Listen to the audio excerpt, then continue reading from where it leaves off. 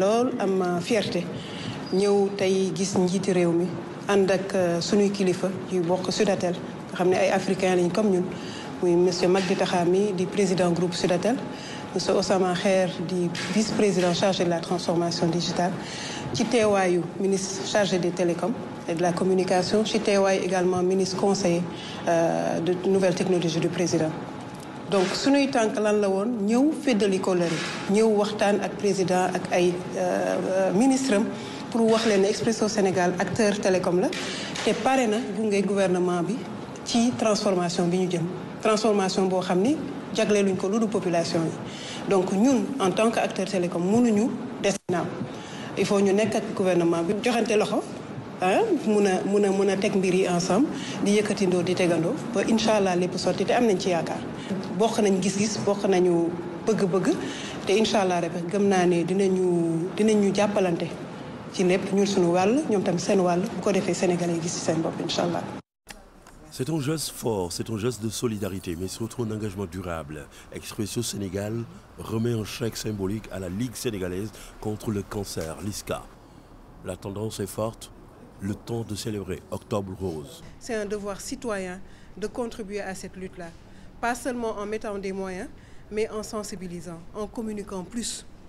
Je pense qu'il faudrait qu'on prenne des initiatives. Même nous, opérateurs télécoms, on a aujourd'hui une base clientèle de plus de 3 millions de clients qui sont des Sénégalais. Peut-être qu'au-delà des messages marketing publicitaires de vente, il faudrait qu'on fasse des messages également de façon continue. L'instant marque un soutien à la lutte contre une maladie qui touche de nombreuses familles sénégalaises. Il faudra être ensemble pour faire face. Grâce à Expresso, nous avons dépisté. Je peux dire que plus de 50% sont des survivantes. Donc merci pour toutes ces femmes qui sont guéries du cancer parce qu'elles ont été diagnostiquées à temps. Merci pour ça. Merci de votre accompagnement périn. Parce qu'il y a beaucoup d'entreprises qui accompagnent une fois, mais de 2016 à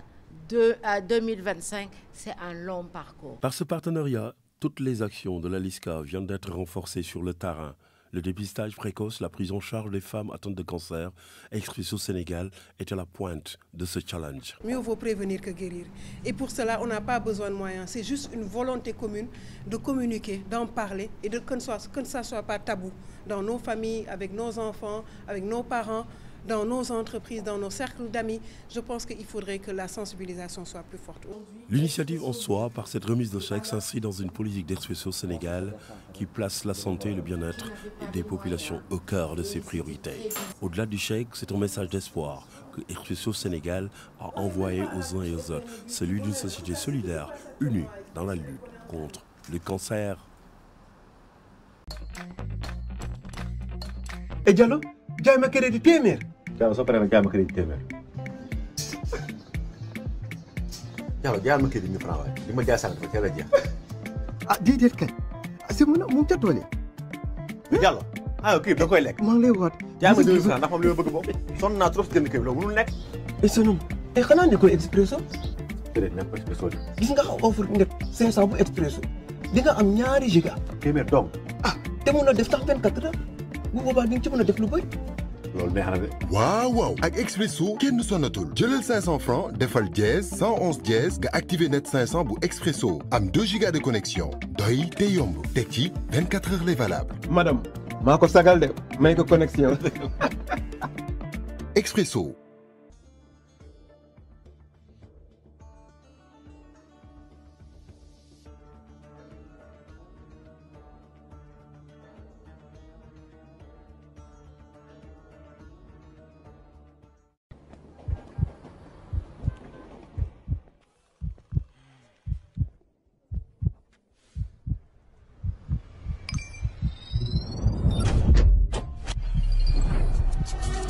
Téléchargez l'application OneXBet et profitez de la variété des sports à tout moment et n'importe où. Application OneXBet, au cœur du jeu. Jeu interdit aux moins de 18 ans.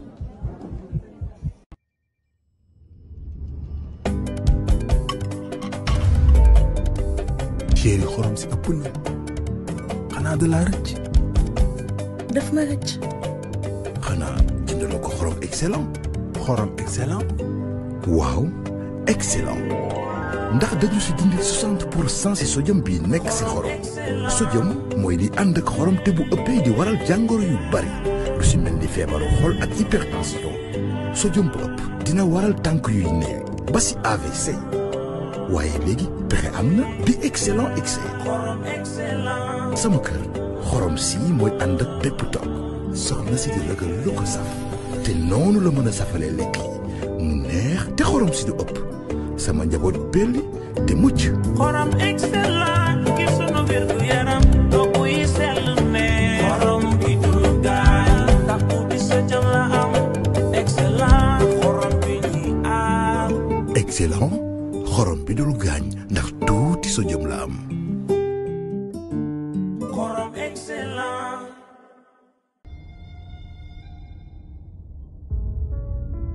di saytu li ngay lekk farata la ci sa wér gu yaram moo tax soo bëggee lekk gu neex te di wàññi sukkar taamul Sucria. Sucria mooy seen àndandoo bi wóor ci mboolem ñamu sukkar yi. muy ci yu neex gâteau ak dessert au four mën ngeen jëfandikoo. Sucria tamit dafay ànd ak ñam yu sell yu mel ni jus, glace, soow wala bépp boisson. bul ko fàtte tamit ci sa ataaya wala café ak Sucria da ngay am cafka bu neex ci lu àndul ak benn loraange.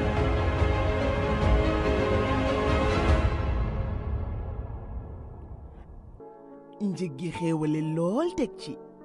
Sucria mooy bégal Sénégal gépp. Pour vos champs, fermes, maisons, chantiers ou avez-vous juste besoin d'eau potable?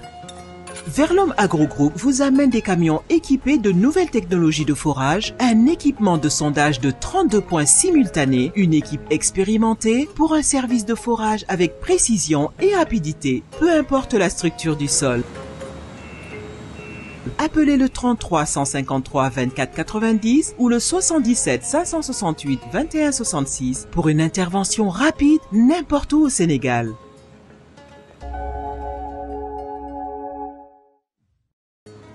Borom Tool ferme kër yi liggéeyukaay yi ak képp ku soxla ndox bu sell si wàllu forage Verlom Agrogroup daal di leen indil solution bi ay technologie yu yees ànd ak jumtukaay yu yëngu si fanweer ak ñaari ponk yu yéem ak mbootaayu jëfandikukat ngir liggéey bu baax bu gaaw si anam bu nekk si suuf si woote leen si 33 953 24 90 wala si 77 568 21 66 ngir am ndimbal bu gaaw fépp foo mën a nekk ci Sénégal.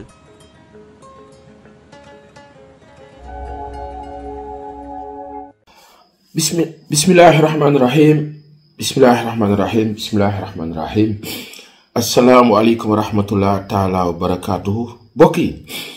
tey de altine la début semaine donc nu ngi leen di nuyu di leen ziar bu baax on va prendre quelques minutes très rapidement parce que xam naa ni jot amul et aujourd'hui c'est la rencontre des médias africains fii ci Sénégal en tout cas qui une rencontre qu'on nous dit qui va être présidée par le président de la République Bassirou Diomaye Diakhar Faye fële ci Sorano amaana avec un peu de chance inchallah daanu fa teew waaye nuy wax ne suñu revue une bi wax naa ko fii ba tey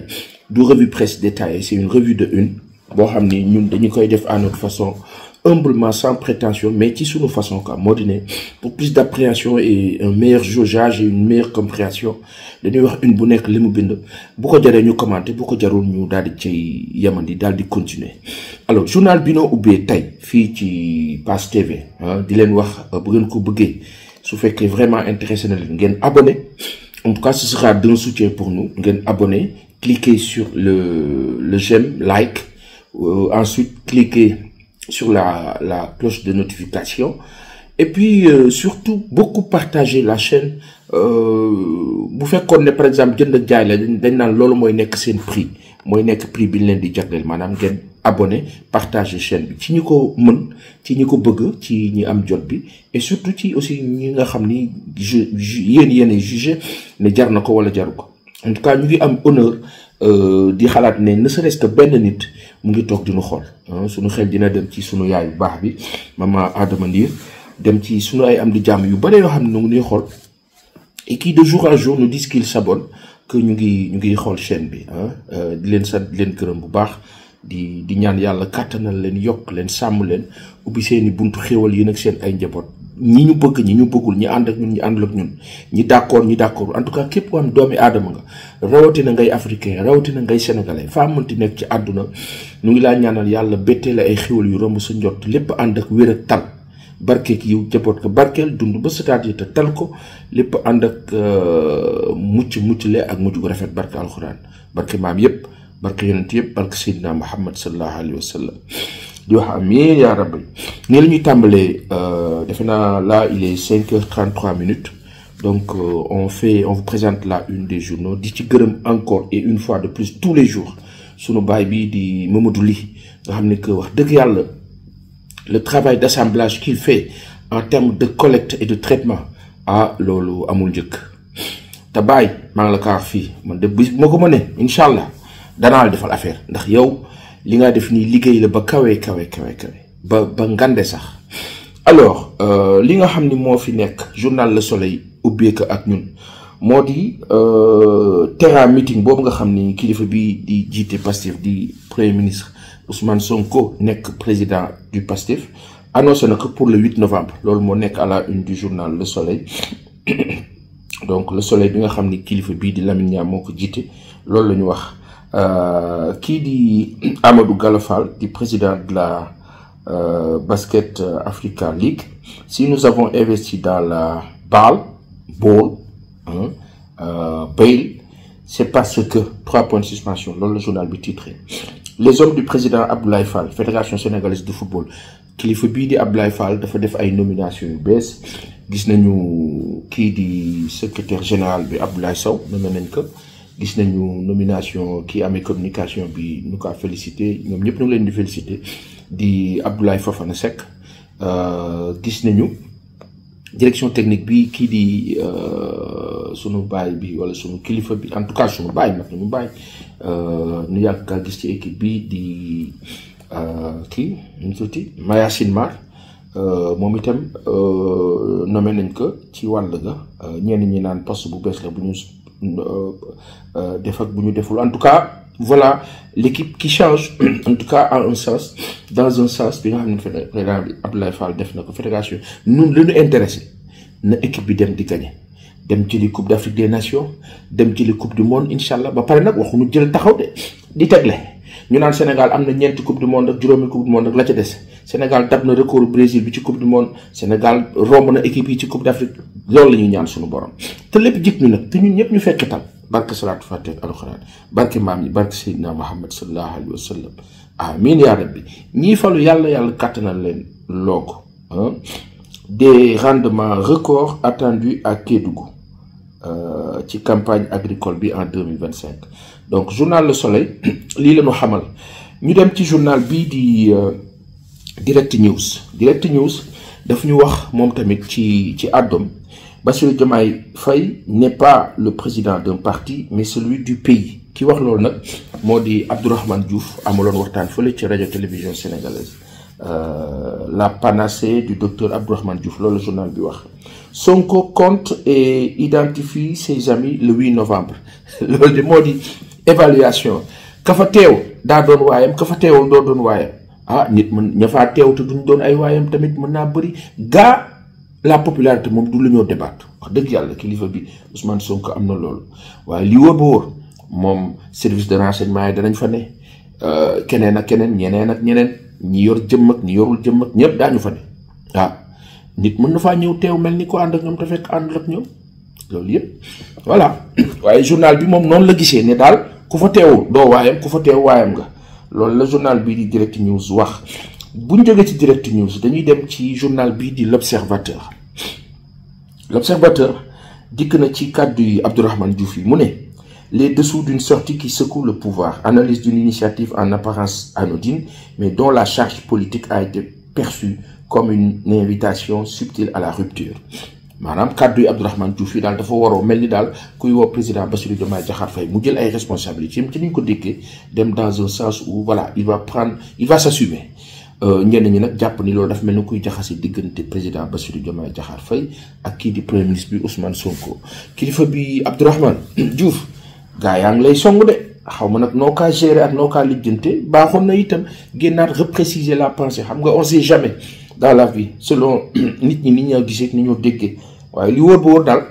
waa passé fii daal ñu ci bëri en tout cas jàpp mer nañ la daal mer nañ la donc waaye li wóor ba wóor moo ne diggante kii di premier ministre Ousmane Sonko ak président de la République Bassirou Diomaye Diakhar Faye que si dugg décidé man de loolu la ma gëm une chose est certaine nag quand le kii di docteur Abdourahmane Diouf wax ne le président de la République n'est pas le président d'un parti loolu dañ ko daan wax président Macky Sall daan ko wax président Abdoulaye Wade daan ko wax président Abdou Diouf ne daal ñoom dafa mel ni dañoo fee nekk pour seen ay camp waaye waruñu fi nekk pour loolu dañu fi war a nekk pour askan wi yëpp loolu tam kàddu yu dëgg la après nag les interprétations des uns et des autres je pense que le sens le président doit prendre ses responsabilités peut-être loolu moo yokk xar mi karaw moo jur coow li bu ma juumul dinaa ci def jàngat ci sama gis-gis ba gàtt en tout cas c'est compliqué Terra meeting le jour où Sonko ne se taira plus état politique Pastef maanaam le 8 novembre boobu dafa mel ni kii di kilifa bi Ousmane Sonko dafa woote waxtaan boo xam ni lu bëri war na faa jëm ndax dafa ne avant le 8 pendant le 8 après le 8 incha allah waaye yàlla nay jàmm man loolu damaa ñaan ma borom yàlla nay bisub jàmm dara lu ñaaw bañ ci am lu rafet rek am ci et puis mu nekk je pense une rencontre pour requinquer les équipes requinquer le mouvement Pastef requinquer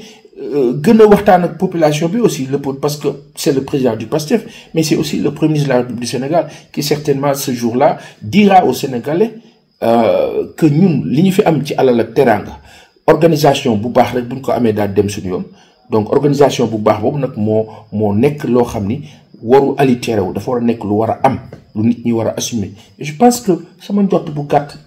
foofu lañ jëm incha allah et non contrairement à ce que d'aucuns pensent jour décision la dañ ci këpp kaane ak yooyu non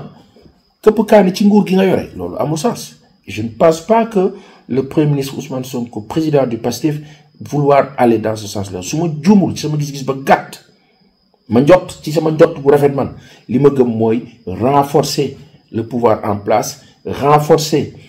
intention yi ñu amoon yi leen taxoon jóg renforcer ambition yi ñu am parce que dañ ko dig Sénégalais yi man loolu laa am yaakaar ne moo war a nekk le 8 bi incha allah gëw ma mu doon safaan te yàlla ñu yàlla musal ci safaan n'est-ce pas alors Pape Malick Ndour présenté au procureur ce lundi tey ji Pape Malick dafay wuy ji nee nañu 10 heures incha allah lañ ko convoqué waat gannaaw la journée du vendredi tey nañ ko après juma convoqué ko à 16 heures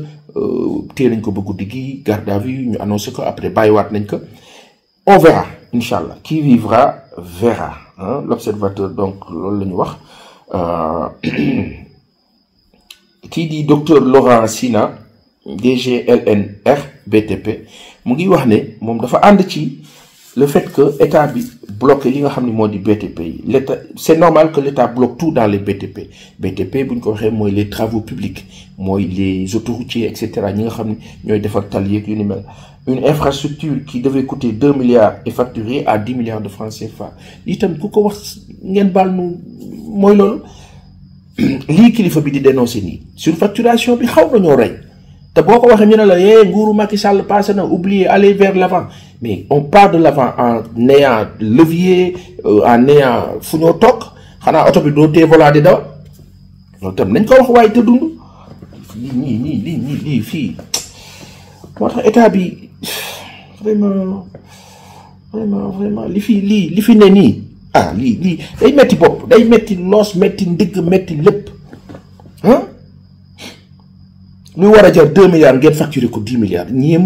boy lii ëpp na bref le plan ambitieux du COJOS mooy comité olympique bi organise les JOJ de 2026 comment le Sénégal se prépare à accueillir 2700 jeunes athlètes li coow li bëri yëpp 2026 c'est là bientôt c'est après la coupe du monde inchallah donc octobre 2026 bu ma juumul et qu'est-ce qui va se passer presque 3000 personnes qui vont venir ici 2700 athlètes ak seen ay staff ak seen ay organisation ñu war leen dalal ci hôtel yi war leen Dakar war a am beneen xar kanam capitale bi war a am beneen xar kanam Sénégal war a soppeeku. Ah, je pense qu'il y a beaucoup à dire, hein. Il faut que vraiment nous avancer dans ce sens-là. Alors, l'observateur, lolo ñu indil. Donc, ginaaw l'observateur ak Direct News, damay dem ci journal bii di La Tribune. La Tribune, moom nee na le pays n'a pas besoin d'une justice de vengeance. Loolu daf ko def entre guillemets daal di citer kii di docteur Abdourahmane Diouf. Moom moo ko xamale journal bi naan docteur Abdourahmane Diouf martèle ses vérités. Ces vérités, des vérités, nos vérités, vos vérités, les vérités nak mo gëna wóor moy bi nga xam mom kenn du ko natable waye l'un dans l'autre en tout cas néna ki di Abdourahmane Diouf waxna ay dëggam yoy limu ci wax modi Diomaye Faye n'est pas le président d'un parti mais du pays. Les questions de justice sont importantes mais la haine et la fracture sociale sont palpables dans les familles, les localités. Il faut dépasser les règlements de compte entre régimes pour faire décoller le pays. Lii la wax lii la aussi ñu bari songé ko ci walu internet bi. En tout cas, la réaction de ñi ànd ak Pastef ñu ci ëpp c'est vraiment assez dur à l'endroit de monsieur Diouf Abdourahmane. Fenn rek la man pas Assane Seck te loolu maam as kilifa bi daa ma ko may te xam naa dana ma ko may Abdourahmane Diouf noo bokk nëb Tëngéej moo di fii parti bi les questions de justice sont importantes mais gis nga kilifa bi virgule bi mais moom fu mu dugg rek indi coow parce qu'en relativisant oui on peut relativiser mais une chose est certaine développement wu dëkk tranquillité wu dëkk ci justice bu honnête la nekk ñu waxee dëgg rek yàlla tax ak lu mënti xew justice bu honnête rek ca la tranquillité nekk bu ñu nee waaw diw moo tooñ mais nañ ko baal diw tooñ na daal waaw li mu def garaaw na mais nañ ko baal bu ñu ñàkkalee fayda nañ ko baal ki ñu tooñ dana am lu ko metti kon li gën mooy wax ki ñu tooñ ne la ne ko diw tooñ na la de wax dëgg yàlla bala ngaa tëb naan baal ko neel diw tooñ na la ci biir diw tooñ na la boobu rek dafa laaj àtte foofu la àtte nekk kan moo di àtte justice bu dee àtte day xool lii yoon mu doxal ko gis nga yoon boobu su amee fayantoo du am een dana dem pardon dana mën a dugg loolu daal kilifa bi man bëggoon naa la ko yeggee boo ma ko mayee wax dëgg yàlla la c'est des nag après le président Bassirou Diomaye Diakhar Faye n'est pas le président d'un parti mais du Sénégal je pense que c'est connu et je pense que loolu même le premier ministre Ousmane Sonko en tant que président du Pastef ak ñi mu àndal mënuñu wax sénégalais yi leneen lu dul lool parce que loolu sénégalais yi sax duñ ci ànd la patrie avant le parti Macky Sall daf ko digge woon defu ko moo tax nit ñi ba ñu sonnee wàcc ko et je ne pense pas que le Pastef ñëw naan le parti avant la patrie loolu mënta nekk bu boobaa kon Pastef li ñu doon woote yëpp li ñu doon wax yëpp du nekk et sur ce plan kenn mënu la ci mere le président Bassirou Diomaye Diakhar Faye est le président de tous les Sénégalais looloo di dëgg maintenant la justice elle doit être aussi pour tous les Sénégalais par conséquent ku nu tooñ yoon dafa war a àtte donc am na fi yu bëri yu fi xew sous Macky Sall yoo xam ni wax dëgg yàlla lu mat a leeral la nag kilifa bi boo nu ko mayee alors Pape Malick Ndour bi war a wuy ji tey à 10h journal bi dikk na ci les souteneurs de Lat Diop tirent sur le préfet de Guédiawaye et réclament la libération sans délai de leur leader donc waa kër Lat Diop yi ñoom tam ñu kiy manifester di ko xam ne fii ci journal bi di Tribune n'est-ce pas alors kilifa bii di nu mu tudd sax Tribune wax naa leen seen graphique bi seen visuel yi des naa leer de Youssou Diallo nekkoon na parti démocratique sénégalais quand Macky Sall est venu aussi nekkoon na ak moom ñu wax ko du club Sénégal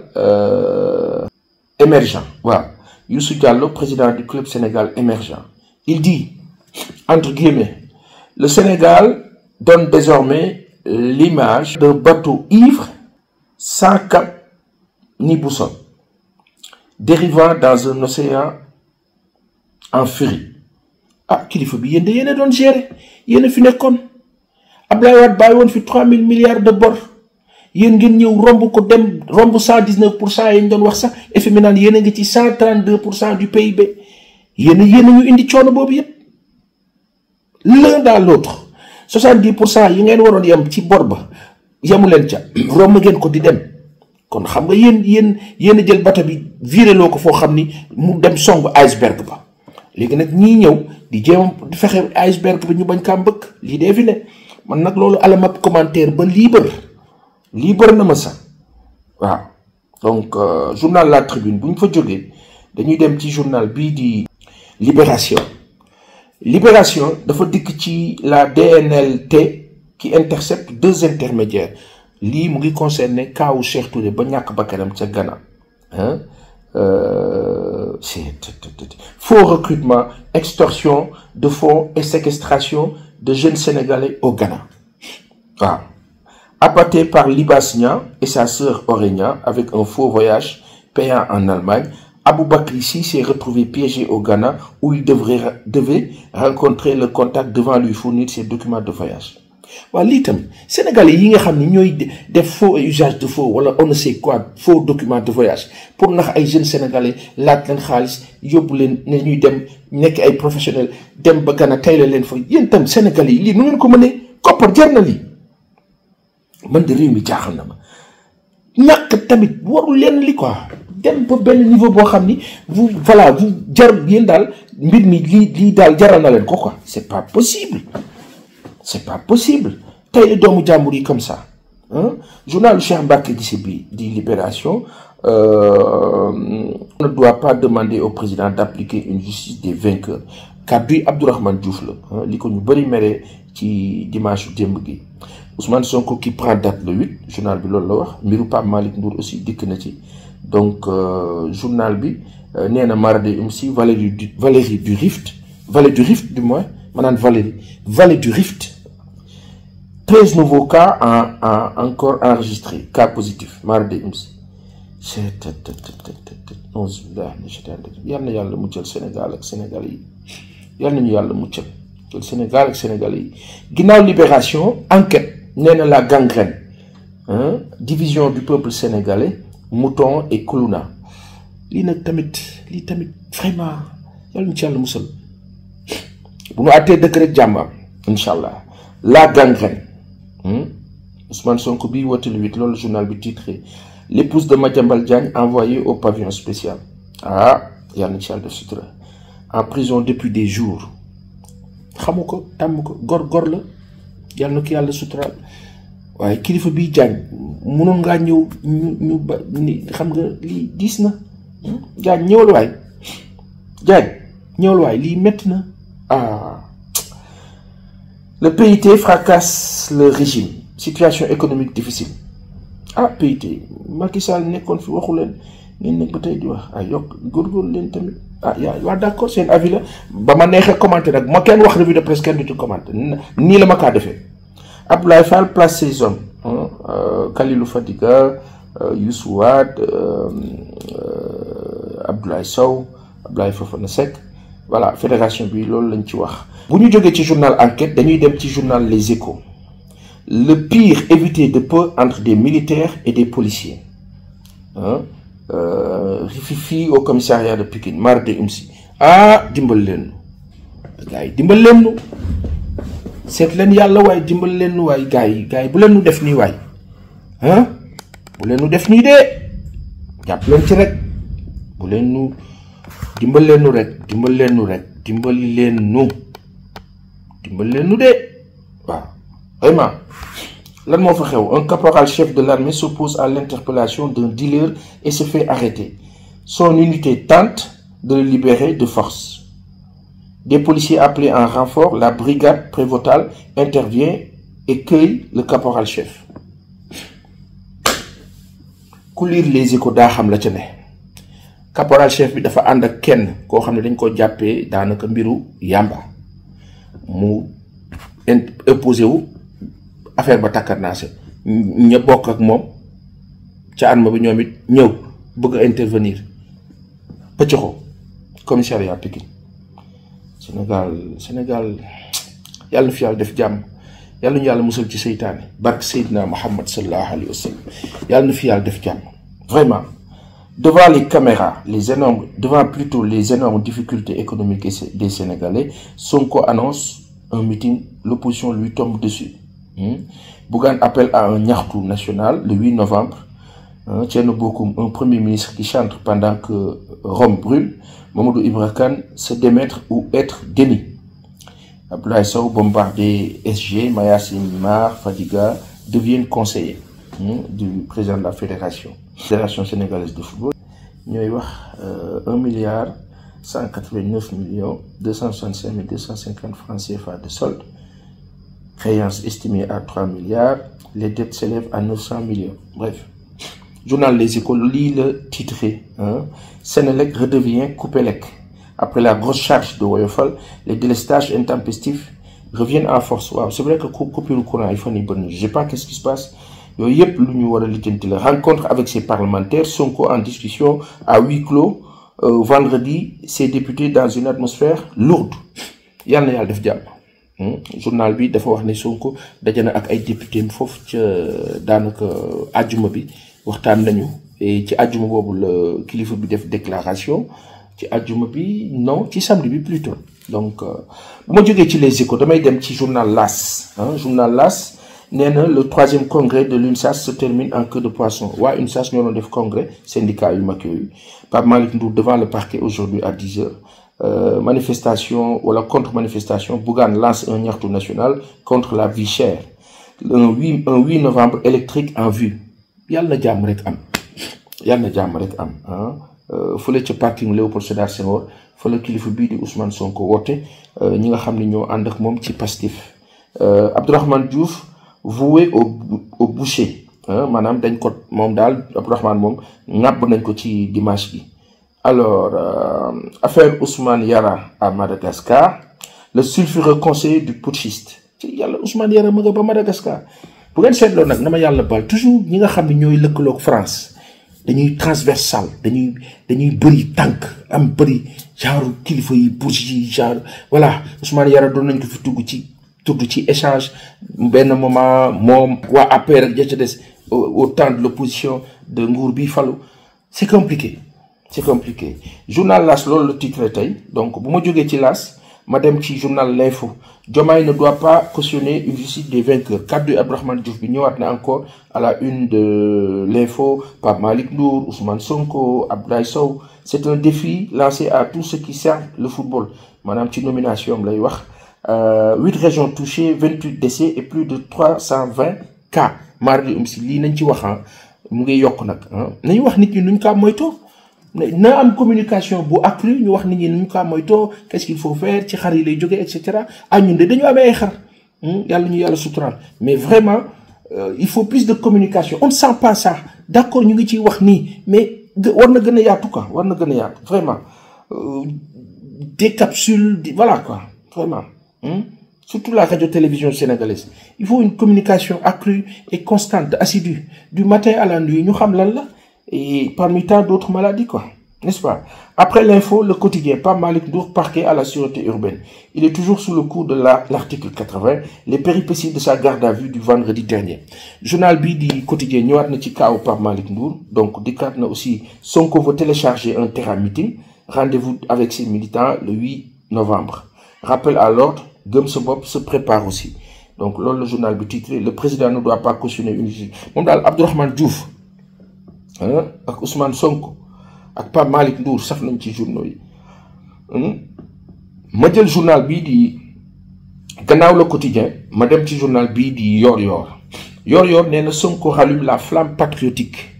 vers le terrain meeting du 8 novembre. Moom loolu le titré. Sonko mu ngi woote pour plus de patriotisme danaka pour le 8 inchallah le cri d'alarme des producteurs d'arachide walu gerte bi amna jafé jafé journal bi dikk na si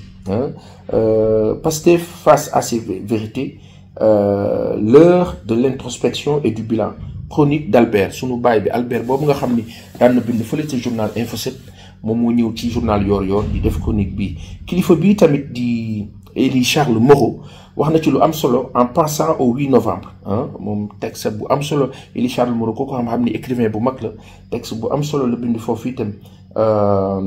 quand la rancune devient éditoriale et la perte du pouvoir une pathologie nationale kii di Abibou Mbaye bu RTS Abibou nag mu ngee wax te Abibou kàddoom dafa am solo Abibou bi nga xam ni journal 19h30 àdduna bi yëpp ko daan koy daa romb Sandaga wala Pétave Ponty fa romb gis nit ñi jàpp Abibou 19h30 journal am neexoon nit ñi et puis ñu kaa dagg en kii foofu moom bàyyaale ma waxaat la ko fii vraiment ànduma seeg aw ko moom journal wolof identité la ñëpp dañ ko bëgg a seetaan tu as quelqu'un qui présente super méga terra bien ñeneen ñëpp bien nañu wax la dëgg yàlla RTS moom ay professionnels yu mag a fa ne Cheikh Bamba ak ñetti des ñoom ñëpp ils sont bien mais Abibou le faisait super bien kii dugal but kay kenn du ko soppi xëy na nag Abibou dafa am ci yu ne wala boog bàyyi àll soxla ko feneen mais en tout cas Pape boobu moom daanu ko may de Abibou était excellent au 19h30 vraiment donc là il se retrouve à faire des analyses commentaires ou éditos dans le journal Yor Yor au-delà de voilà en guise de contribution on va dire n'est-ce pas alors Air Sénégal met le COJOJ à bord partenariat stratégique oui pour le comité olympique des JOJ Jeux olympiques de la jeunesse Air Sénégal dafay ànd ak ñoom journal bii di Yor Yor moo ñu ko xamal ginnaaw Yor Yor populaire dikk na également ci wàllu sortie Ousmane Sonko bi moom li mu wax moo di que mijote le président du PASTEF hein il y a un avant 8 novembre 2025 le 8 novembre 2025 surtout il y aura un après 8 novembre 2025 après cela chacun saura à quoi s'en tenir et tout changera dans les perspectives junju boobu xaw na ragallu waaye kilifa bi Ousmane Sonko yàlla bu la dara jaxase ak président bi di Bassirou Diomaye Diakhar Faye ko tànn de ko tànnloo Sénégalais yi nu ko tànnloo yàlla bu leen dara jaxase yàlla na ngeen continuer ànd waaw yàlla na ngeen continuer ànd barke Seydina Mohamed sallallahu alayhi wa sallam amin ya rabbi ce sera un jour important ce sera un échange dans la vérité la transparence sans faux fuyant assure la gestion de l'État, la politique et le PASTEF. Réunion entre Sonko et ses députés. Les révélations d'Ahmed Aïdara. Il n'est pas content. Pendant qu'il parlait, des députés ont craqué et pleuré. Il maîtrise l'Assemblée, mais en tant que chef du gouvernement, il ne maîtrise pas l'administration, comme il ne maîtrise pas la justice. Il ne va pas démissionner, mais si on le démet, il retourne à l'Assemblée. La libération de Pape Malick Ndour après sa garde à vue qui ne passe pas. Qui a libéré Pape Malick Ndour? Li journal bii di populaire dafa wax ne Ahmed Aïdara moo ko wax donc ci rencontre boobu nga xam ne Ousmane Sonko amaloon na ko ak ay député ci àjjuma bi ñi naan Petit Palais la rencontre bi amoon Bougane annonce une contre-manif un ñaxtu national le même jour Bougane Gueye Dany mu ngi woote manifestation moom tamit le 8 pour contrer rencontre Ousmane Sonko boobu Sonko est dans une stratégie de surenchère politique en réponse à la crise institutionnelle Abdou Mbow moo wax lu ni mel ci journal bi maanaam Ousmane Sonko daal dafa mel ni daal daanaka kuy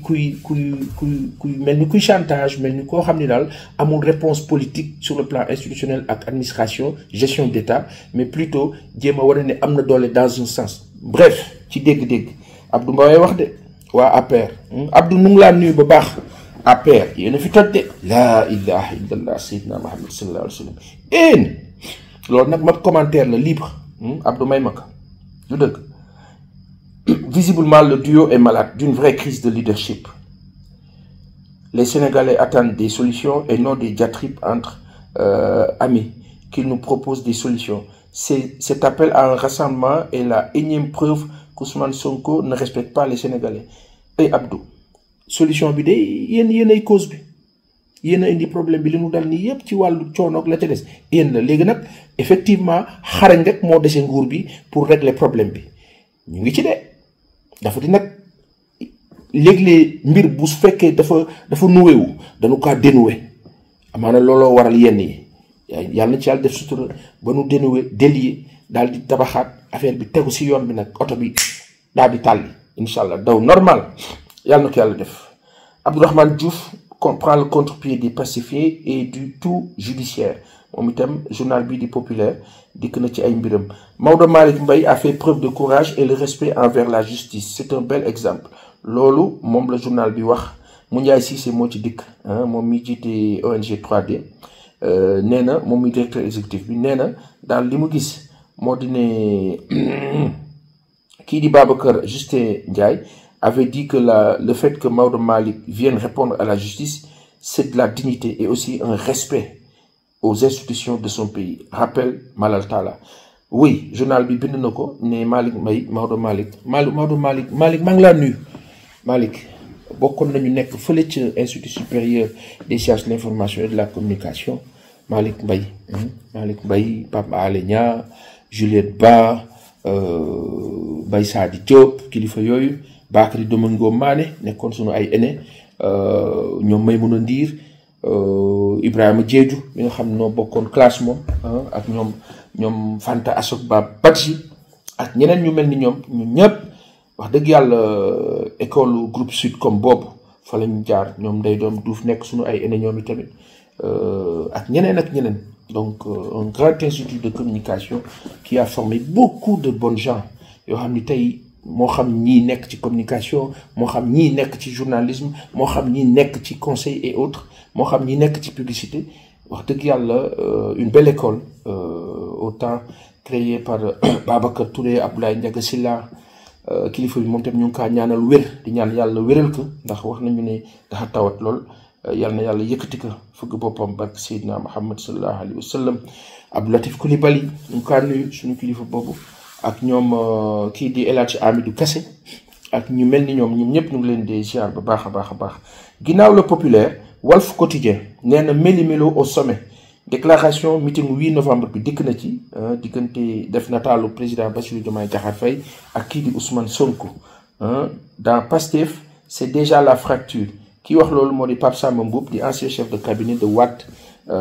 loolu nag kilifa yi nga xam ne ñoo nekk bi Pastef lànk leen que président Bassirou Diomaye Diakhar Faye bul nangu Pastef am jaxasoo seen biir sa diggante yow ak premier ministre Ousmane Sonko président du Pastef premier ministre Ousmane Sonko bul nangu seen biir am pëccëxoo sa diggante kii di président Bassirou Diomaye Diakhar Faye di jaxasoo ànd leen bu leen dara jaxas bu leen ko nangu ñi bëgg loolu dañuy am ndam de bu leen nangu loolu de. Première réunion du COMEX de la Fédération sénégalaise de football. Les nouveaux visages du président Abdoulaye Fall,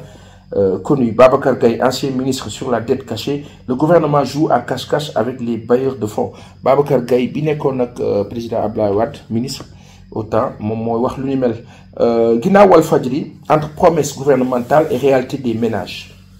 Hausse des denrées alimentaires au Sénégal. Wala baisse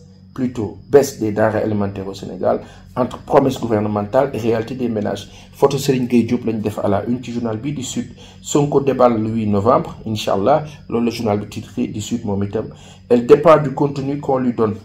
Lu ni mel professeur Alioune Badara Fall sur la procédure de haute trahison dikk na ci également ci journal bi du Sud Quotidien. Ginnaaw Sud Quotidien révélation sur un conclave entre Sonko et ses députés réunion au Petit Palais journal bii di Rewmi moo ko titré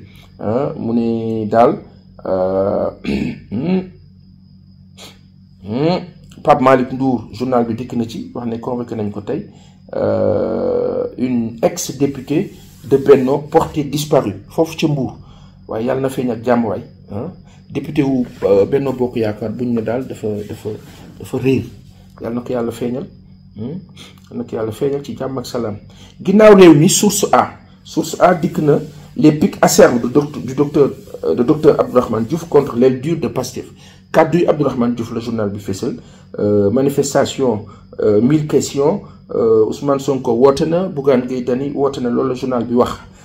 Air Sénégal c'est craché maradi umsi waa personnel bi ñoo addu ñu ne Air Sénégal bi ñuy wax ne dafay sponsoriser JOJ moom nee nañu en août 2024 mu ngi doon exploiter ñeenti avions opérationnels sur une flotte ci ñeenti avions. Aujourd'hui, un seul appareil de type ATR-72 est en service. Les décisions managériales ont conduit à une désorganisation totale de la flotte. Maanaam Air Sénégal bi amoon ñeenti avions léegi personnel bi ñooy wax de ñu ne ñoom benn avion la ñu amee waaw kii nag ni moo sponsorisé JOJ moom itam. Les deux Airbus A330-900 NEO, jadis symbole du prestige d'Air Sénégal, sont immobilisés au sol, l'un à Dakar, l'autre à Rome depuis plusieurs mois, faute de moyens pour financer leur maintenance. defe naa mooy ñaari avion yooyu président Macky Sall ñu ne woon waxoon ne jënd na ko lii nu kaa commenté c'est compliqué hein yàlla na yàlla def jàmm ci réew mi yàlla na yàlla def jàmm ci réew mi journal L'Évidence nee na Abdourahmane Diouf s'attire les foudres de Pastef le 8 novembre s'annonce chaud journal bi dafa def nataalu Bougane Gueye Dany ak nataalu Ousmane Sonko kii di Hamidou Thiam mu ngi woote nee na daal il exhorte le pays à se lever pour la justice sociale Sénégal pays mort marde umsi Thiam waay kii di de Jeddah à Bruxelles en passant par Paris ñu ngi wax l'ancien ministre Alioune Sarr bi nekkoon AFP qui porte l'Alliance pour le Sénégal sur la scène internationale mu ngi wër àdduna bi moom daanaka le marché benn laata sax le marché damay dem ci le point mu ne Abdoulaye Sow nommé secrétaire général loolu def à la une def Ousmane Sonko def Alpha Thiam mi woote à une mobilisation exceptionnelle Alpha Thiam moom lañ gars yi doon tooñ naan moo bind mur yëpp defe naa ba mu juumul Alpha Thiam moomu ñuy wax ne moo jiite ADPME remplacé Marie-Rose Faye bi nekk tey secrétaire d'État nekk porte-parole gouvernement bi le point loolu la bind donc dikk na également ci docteur Abdourahmane Diouf mais bu mu jógee ci moom damay dem ci benn support bu intéressant boo xam ne mu ngi tudd le marché c'est le forum Invest in Sénégal le pari de l'attractivité benn mensuel la de référence des décideurs et des investisseurs ce sont j'adore ces sujets-là sur l'économie, sur les tendances, sur pousser les populations à avoir l'info sur le factuel de leur existence au quotidien, vis-à-vis de leur pouvoir d'achat, vis-à-vis de l'imposition, vis-à-vis de pas mal de choses. Il y a tellement de choses à dire. Mais ngeen baal ma son mbokk journaliste, si vous regardez bien, on est toujours sur le tey lu Ousmane Sonko wax lu opposant yi wax lu président bi wax Bassirou Diomaye Diakhar Faye lu Bougane wax lu Thierno Alassane Sall wax lu Abdourahmane Diouf wax lu nit yi wax c'est-à-dire on est sur les personnes alors qu'on doit être sur quoi? Sur les institutions, sur les services,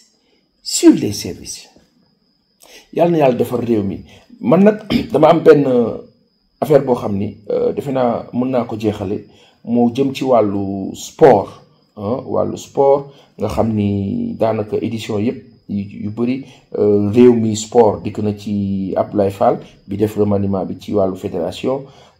point actu sport nee na Kylian Mbappé et le Real Madrid domptent le Barça de Lamine Yamal transparent Yamal moom xale bu jigéen boobu topp ko moom war nañ kaa woo ne ko bàyyil kii mu liggéey bàyyam boobu tam ñu ne ko arrêté imagine Lamine Yamal di football nekk ca match ba bàyyam di def live Instagram di teg cuisine ba wane ne mu ngee togg kii xam nga encadrement da am solo xale bi yàlla na ko yàlla suturaal vraiment qui ne devienne pas un Neymar mais voilà qui devienne vraiment un super professionnel comme Iniesta comme Messi quoi vraiment loolu waa Barça ñoo ko si war a dimbali n'est-ce pas Record magazine dikk na def Pedro Porro muy félicité kii di Pape Matar Sarr travaille autant que tu peux loolu la ko journal bi wax dikk na ci matchu Real bi ñëwaat na ci Ablaye Fall Pape Matar Sarr buteur qui écœure Gana et Iliman Ndiaye qui a été magistral toujours comme d'habitude mais ay partenaires am daal ñoo raté ay occasions yu bëri Amadou Kane sport Tribune Sport Amadou Kane s'oppose farouchement à Abdoulaye Sow Iliman Lam et Abdoulaye Cissé en spectacle lii bëri na problème Amadou Kane a plaidé pour la confirmation de Mamadou Diouf qui assumait les fonctions de chef de l'administration fédérale depuis le départ de Victor VI en France pour des raisons de santé. Est-ce que nous nous sommes assortis de toutes les garanties vis-à-vis de l'État pour le mettre secrétaire général alors qu'il est fonctionnaire, ajoute-t-il. Il parle de Abdoulaye Sow. Question bu légitime la itam ñu bàyyi ci xel. Ça se complique pour Habib Beye après la défaite contre Nice. Habib mu ngi tegle ñetti défaite déjà c'est compliqué yàlla na ko yàlla suturaal ñu tëj ak Odia mi nga xam ni Odia dafa neex de Omar Diakité kilifa bi maa ngi laa nuyu suñu kilifa boobu bon maintenant je la joue cool kii kana kii dafa mel ni Macky la de section de recherche à Pape Malick Ndour la laa ilaaha illallaah du ma ko commenté xool leen Odia xool leen journaux yi du ma tëj te du ma leen fàttali nekk kii di nu mu tuddati patronu Expresso di madame Fatou Sow Kane ñu fàttali leen ne semaine bii ñu génn PDG au groupe Sudatel dafa ñëw dafa ñëw fii ci nu mu tuddati dafa ñëw fii ci Sénégal gisante ak président de la République mu ngi tudd Mohamed Magali Taha Magdi Taha moom moo jiite groupe Sudatel àndoon ak directeur général bi di Fatou Sow Kane bu Expresso Sénégal mu dem président de la République recevoir na leen semaine bii ñu génn ca diggante altine ak talaata waxtaan ak ñoom saafonte ak ñoom bu ngeen xoolee journal bii di Libération L'Observateur xool Seneweb xool journal bii di Le Soleil daa ngeen ci gis information yooyu et toute la semaine vous verrez ça dans les journaux et les sites inchallah pour xamal leen ni rek Expresso qui est notre partenaire nous sommes fiers d'être avec eux en tant que humblement citoyen sénégalais bu leen fonk bëgg leen au-delà de tout ambassadeur parce que dañuy jël suñu image taftal leen ko mais surtout partenaire di liggéey ak ñoom nekk ñoo xam ni ñu gëm lañu parce que ñun dañu gëm la transversalité entre africains ku wax Soudan dans le temps wax les grandes universités wax du Soudan en prenant en compte la Nubie jusqu'à l'Égypte ancienne xam nga ni loolu moo di le vrai la vraie source bi Cheikh Anta doon wax dans le temps ci Cheikh Anta Diop moo ñu xamal ne soudanais yi ay sénégalais lañu diggante Soudan Ghana gii ñuy wax tey fa la ñu ñàkkee suñu doom bi Cheikh Touré yàlla na ko yàlla yërëm diggante boobu yëpp jëm foofu yëpp ba Maleek la ca kaw ci ñun ñëpp benn lañu donc yàlla na yàlla def jàmm ci réew mi barkeeg yiw kattanal Expresso bii di suñu ay partenaires ñu réussir. On dira la même chose pour nos autres partenaires et sponsors qui nous accompagnent, Sucria, Latif Entreprise, Agrobusiness, OneXBet et les autres. Ce sont nos accompagnants. Ñoo ñuy permettre ñuy tenir, d'y exister, d'y produire. xam nga nit moom bu liggéeyul du xam lu moo def du def dara donc ñooñu nga xam ni ñoo ñuy dooleel sunu liggéey dañuy ànd ak ñoom fii ci Pass TV di sàkku gouvernement bi état bi ak ñeneen privé comme public kaay leen accompagner ñu ci Pass TV dooleel ñu parce que nous voulons installer de grands studios, nous voulons faire de la grande télévision. Je sais que nous fonctionnons avec nos maigres moyens, humblement, mais avec de grandes ambitions. Yalla nak moy sotal. Yalla mo xam ndax dana sorti am du sorti, waye am nañ yéene bi parce que les Sénégalais méritent qu'on leur donne énormément de bonnes choses. Ñun li rafet li nga xam ni ñi fi nekk ñëpp ci média ñu ngi kaa def ñun dañ cee bëgg a yokk tuuti. Loolu la ñuy sàkku di ñaan ngeen ñaanal ñu ngi leen di ñaanal ñun itam di wax yàlla na yàlla def jàmm diggante président Bassirou Diomaye Diakhar Faye ak kii di premier ministre Ousmane Sonko yàlla bu dara lu ñaaw am seen diggante yàlla bu dara lu ñaaw am seen diggante yàlla bu dara lu ñaaw am seen diggante. loolu am fierté ñëw tey gis njiiti réew mi ànd ak sunuy kilifa yu bokk Sudatel nga xam ne ay africains lañ comme ñun muy monsieur Magdi Taha mi di président groupe Sudatel. Monsieur Osama Kher di vice-président chargé de la transformation digitale ci teewaayu ministre chargé des télécoms et de la communication ci teewaayu également ministre conseiller de nouvelles technologies du président. donc suñuy tànk lan la woon ñëw feddali kóllëre ñëw waxtaan ak président ak ay ministre am pour wax leen ne Expresso Sénégal acteur télécom la te pare na gunge gouvernement bi ci transformation bi ñu jëm transformation boo xam ni jagleeluñ ko lu du population yi donc ñun en tant que acteur télécom mënuñu des naaw il faut ñu nekk ak gouvernement bi joxante loxo mun a teg mbir yi ensemble di yëkkatindoo di tegandoo ba incha allah lépp sotti te am nañ ci yaakaar bokk nañ gis-gis bokk nañu bëgg-bëgg te incha allah rek gëm naa ne dinañu jàppalante ci lépp ñun suñu wàll ñoom tam seen wàll bu ko defee Sénégalais yi gis ci seen bopp incha allah.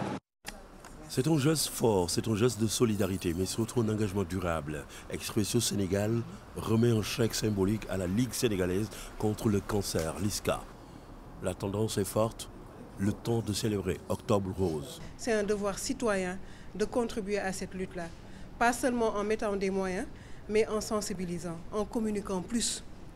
Je pense qu'il faudrait qu'on prenne des initiatives. Même nous, opérateurs télécoms, on a aujourd'hui une base clientèle de plus de 3 millions de clients qui sont des Sénégalais. Peut-être qu'au-delà des messages marketing publicitaires de vente, il faudrait qu'on fasse des messages également de façon continue. L'instant marque un soutien à la lutte contre une maladie qui touche de nombreuses familles sénégalaises. Il faudra être ensemble pour faire face. Grâce à Expresso, nous avons dépisté. Je peux dire que plus de 50% sont des survivantes. Donc merci pour toutes ces femmes qui sont guéries du cancer parce qu'elles ont été diagnostiquées à temps. Merci pour ça. Merci de votre accompagnement périn. Parce qu'il y a beaucoup d'entreprises qui accompagnent une fois, mais de 2016 à 2025, c'est un long parcours. Par ce partenariat, toutes les actions de la LISCA viennent d'être renforcées sur le terrain. Le dépistage précoce, la prise en charge des femmes atteintes de cancer, Expresso Sénégal est à la pointe de ce challenge. Mieux vaut prévenir que guérir. Et pour cela, on n'a pas besoin de moyens. C'est juste une volonté commune de communiquer, d'en parler et que ça ne soit pas tabou dans nos familles, avec nos enfants, avec nos parents, dans nos entreprises, dans nos cercles d'amis. Je pense qu'il faudrait que la sensibilisation soit plus forte. L'initiative en soi, par cette remise de chèque, s'inscrit dans une politique d'Expresso Sénégal qui place la santé et le bien-être des populations au cœur de ses priorités. Au-delà du chèque, c'est un message d'espoir que Expresso Sénégal a envoyé aux uns et aux autres, celui d'une société solidaire, unie dans la lutte contre le cancer. Et Diallo, jaay ma crédit téeméer. Diallo soo paree nag jaay ma crédit téeméer. Diallo jaay ma crédit 1000 francs waaye li ma jaay sànq dafa teel a jeex. Ah déedéet kay. Si mu ne mu ca tool yi. Diallo ah kii da koy lekk. maa ngi lay waat. jaay ma 2000 francs ndax moom li ma bëgg boobu. sonn naa trop si jënd kii bi loolu mënul nekk. et sonum te xanaa ne ko Expresso. déedéet nekk ko Expresso de. gis nga offre nga 500 bu Expresso di nga am ñaari giga. téeméer dong. ah te mun na def tax 24 heures. bu boobaa di nga ci mën a def lu bëri. loolu neex na de. waaw waaw ak Expresso kenn sonnatul jëlal 500 francs defal dièse 111 dièse nga activé net 500 bu Expresso am 2 gigas de connexion doy te yomb teg ci 24 heures les valables. madame maa ko sagal de may ko connexion. Expresso.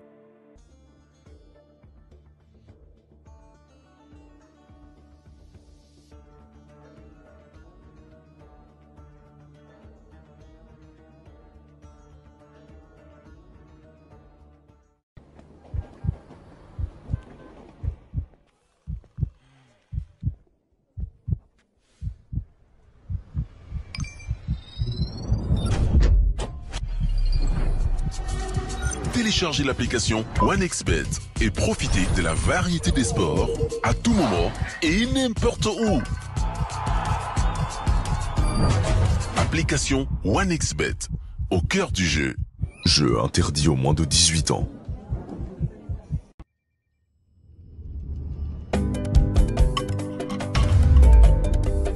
Chéri xorom si ëpp na xanaa da laa rëcc. daf ma rëcc.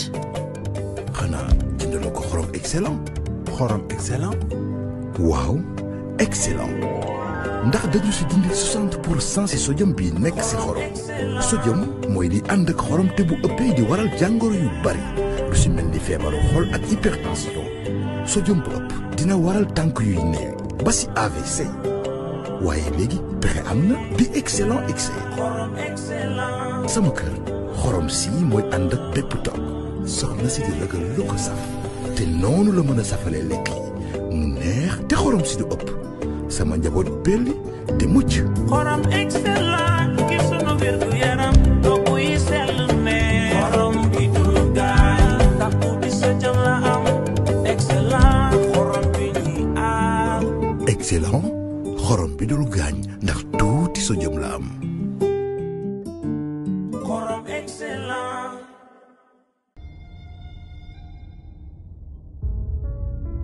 di saytu li ngay lekk farata la ci sa wér gu yaram moo tax soo bëggee lekk gu neex te di wàññi sukkar taamul Sucria. Sucria mooy seen àndandoo bi wóor ci mboolem ñamu sukkar yi.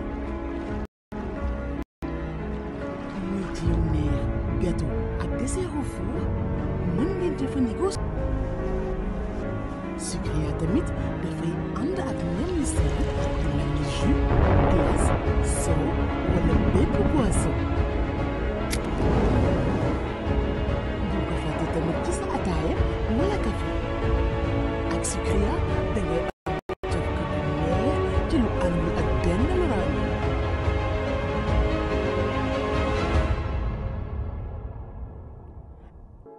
njëg gi xéewale lool teg ci Sucria mooy bégal Sénégal gépp. Pour vos champs, fermes, maisons, chantiers ou avez-vous juste besoin d'eau potable? Verlom Agrogroup vous amène des camions équipés de nouvelles technologies de forage, un équipement de sondage de 32 points simultanés, une équipe expérimentée pour un service de forage avec précision et rapidité, peu importe la structure du sol. Appelez le 33 153 24 90 ou le 77 568 21 66 pour une intervention rapide n'importe où au Sénégal.